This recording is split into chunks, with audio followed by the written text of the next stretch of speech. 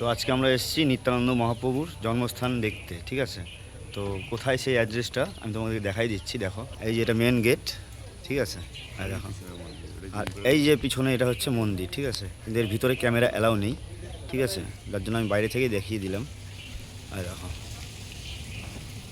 আর এটাকে বলে হচ্ছে নিতাই বাড়ি, শ্রী শ্রী নিত্যানন্দ প্রভুর জন্মস্থান। এই যে জয় নিতাই গৌরহরি। তো আমরা এখন দর্শন করতে এসেছি নিত্যানন্দ মহাপ্রভুর সেই জন্মস্থান, ঠিক আছে। তো এটা হচ্ছে মেন গেট, ঠিক আছে। আমরা ভিতরে আছি, এর ভিতরে আর ফোন অ্যালাউ নেই, যার জন্য আমি এখান থেকে ভিডিওটা করছি। এইটা হচ্ছে নিত্যানন্দ মহাপ্রভুর জন্মস্থান, মানে বাড়ি, নিতাই বাড়ি। আর এই সেই মন্দির, মানে এতটা সুন্দর না। ভিতরে তো ক্যামেরা অ্যালাউ করতেছে না, ভিতরে ক্যামেরা অ্যালাউ করলে আরও কত যে, মানে তোমাদেরকে আরও কত কিছু দেখাতে পারতাম। এই দেখো। হাই সোনারা। তো হরার মহাদেব, তো আমরা যে প্ল্যানটা করে বেরিয়েছিলাম বাড়ি থেকে, যে এই জায়গায় ঘুরবো এই জায়গায় ঘুরবো, ঠিক আছে, সাইট সিন, বিশ্বাস করবো না, এইবার যা সাইট সিন ঘুরতেছি এর আগের বার সেটা ঘোরা হয়নি, ঠিক আছে। মানে এতগুলো মন্দির দেখতেছি, শুধু মনে করো যে খালি গেটগুলো দেখাতে পারবো আর সামনের পোর্শনটা একটু দেখাতে পারবো। কারণ কি বলতো, সব জায়গাতে ক্যামেরা অ্যালাউ নেই, ঠিক আছে।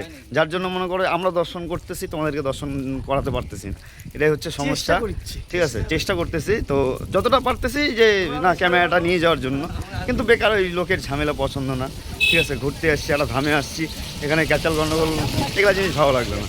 তো যার জন্য হ্যাঁ, তার জন্য কি বলবো, ঠিক আছে, ফস করে একদম। তাহলে শ্রোতা, আমরা কেমন করে ঘুরতেছি দাদা? একদম শেকশাকা না, ফস করে, ফস করে আমরা ঘুরতে পারছি, ফস করে, ঠিক আছে। কেমন করে? ফস করে, ফস করে। ওয়েদারটাও একদম ওয়াও, কোনো রোদ নাই, মানে বৃষ্টি, খালি বৃষ্টি, খালি বৃষ্টি, বৃষ্টি মজা, বৃষ্টি মজা। হ্যাঁ, চালাক বেশি, পাগলের মতন ঘুরছি। কিসের মতো? তুমি চালাক বেশি, এই জন্য পাগলের মতো ঘুরছো বেশি। আর তুমি বোকা বলে তুমি কি গাধার মতো ঘুরছো নাকি? হ্যাঁ, তুমি গাধার মতো ঘুরছো না? গাধা হয়নি নাকি যে এগুলোর মতো ঘুরছো, যেগুলোর মতো? সবাই এরকমই হচ্ছে না, আমরা তো এরকম হয়নি, আমরা এরকম হয়েছি। এটা একটি এমনি মন্দির করা আছে, কিন্তু অরিজিনাল জন্মস্থান কিন্তু আগে যেটা ঘুরে আসলাম সেটাই, ঠিক আছে।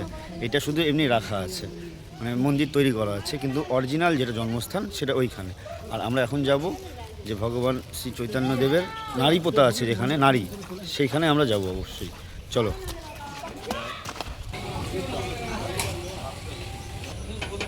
এই বকুল গাছের নিচেই শ্রী নিত্যানন্দ মহাপ্রভুর নারী পোতা আছে। এই যে এই বকুল গাছের নিচেই নিত্যানন্দ মহাপ্রভুর নারী পোতা আছে। আর এই যে এইখানটাই নারী পোতা আছে। মানে গেটটা বন্ধ, তো ঠিকঠাক দেখাতে পারছি না, মানে গেটে তালা দেওয়া, ভিতরে ঢোকার অ্যালাউ নেই, তো যার জন্য গ্রিলের ভিতর থেকেই দেখাতে হলো। তো আমরাও ঢুকতে পারলাম না, আফসোস।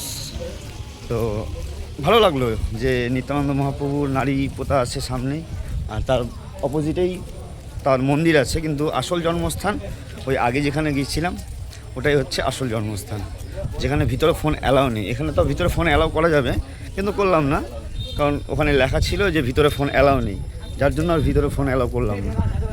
মানে ফোন বের করিনি, আর আমার কাছেই ছিল, তো সেটা সমস্যা না। সমস্যাটা হচ্ছে একটা জায়গায়, যে এত সুন্দর সুন্দর জায়গায় ঘুরে বেড়াচ্ছি, যে কিছু স্মৃতি তো রাখতে লাগবে, সেই স্মৃতিগুলো রাখতে পারতেছি না, জন্যই খুব খারাপ লাগতেছে।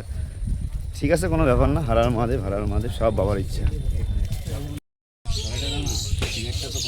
বর্তমানে আমি আছি বাঁকেড়ায়ের অন্তর্ধান স্থলে, যার নাম জানকুণ্ড। জায়গাটা হচ্ছে হাটুগাড়া আশ্রম। তো নিত্যানন্দ মহাপ্রভু যখন তার মাকে স্নান করানোর জন্য সর্বতীর্থকে আহ্বান করেছিল এই কুণ্ডতে আনার জন্য, ঠিক আছে, এই যে সেই কুণ্ড, তাই এই কুণ্ড সপ্তসাগর, মানে সপ্ত নদী হিসাবে পরিচিত বর্তমানে। তাই ভক্তরা পবিত্র জল স্পর্শ করো আর মানবদেহ উদ্ধার করো। সেই পবিত্র জলস্থল, মানে যেটা সপ্ত নদী, সপ্ত গঙ্গা যেটাকে বলে, এইটাই সেই গঙ্গা। এই যে মোটামুটি আমাদের সব কিছুই দর্শন করা হয়ে গেছে, শুধু আমরা এখন ইস্কন মন্দিরটা শুধু দর্শন করব, কারণ সেই টাইমে ইস্কন মন্দির বন্ধ ছিল, যার জন্য আমরা এই পাশটা একটু ঘুরে নিলাম। এখন মোটামুটি বাজে ওই 6:20 মতো। তো যাই, মন্দিরের ওখানে গাড়ি রাখা আছে, মন্দিরটা দর্শন করে তারপরে গান বেরোবো তারাপীঠের উদ্দেশ্যে। জয় তারা, Radhe Radhe, Har Har Mahadev. So hello guys, এই সুরদা একটা কথা বলবে সেই আগের ফর্মে, ঠিক আছে? সুরদা কি বলতে যাচ্ছ কত? কি বলবো? ফার্স্ট করে কি জানাটা করলে একটু আগে না। সেটাই কও। ভুলে গেছি। এখানে এখানে প্রত্যেকটা ঘরে, প্রত্যেকটা ঘরে ঘরে হ্যাঁ, মানে প্রত্যেকটা বাড়িতে গরু ছাগল মাস্ট। কতগুলো করে তাও? ওই মোটামুটি বেশি না, 60-70টা করে আছে এক একজনের বাড়িতে? একটা বাড়িতে, প্রত্যেকটা বাড়িতে আছে। তোমার মতো গরু কয়টা আছে? জানি না, 2-3টা তো হবেই। কাকা আনন্দ পাইছে। তোমার মতো গরু কটা আছে? ওই তো 2-3টা থাকবে। থাকবে না? কতগুলা গরুর একটা তো ধর্মশালা থাকবে। আচ্ছা আচ্ছা, তাহলে তুমি কোথায় যাচ্ছ? তুমি ধর্মের সার, তাই তো? সার কিরম করে ডাকে? সার কিরম করে ডাকে? কে জানি। হ্যাঁ, একটু ডাকো। তো রাধে রাধে, এইমাত্র আমরা পূজা টুজা দিয়ে বেরোলাম, মানে এক কথায় সন্ধ্যা আরতি দেখে এই যে বীজ চন্দ্রপুর, ঠিক আছে, স্কন মন্দির, এখানে এখন সন্ধ্যা আরতি হলো। তো আমরা সন্ধ্যা আরতি দেখে মানে টোটালটা কমপ্লিট করে তারপরে আসলাম।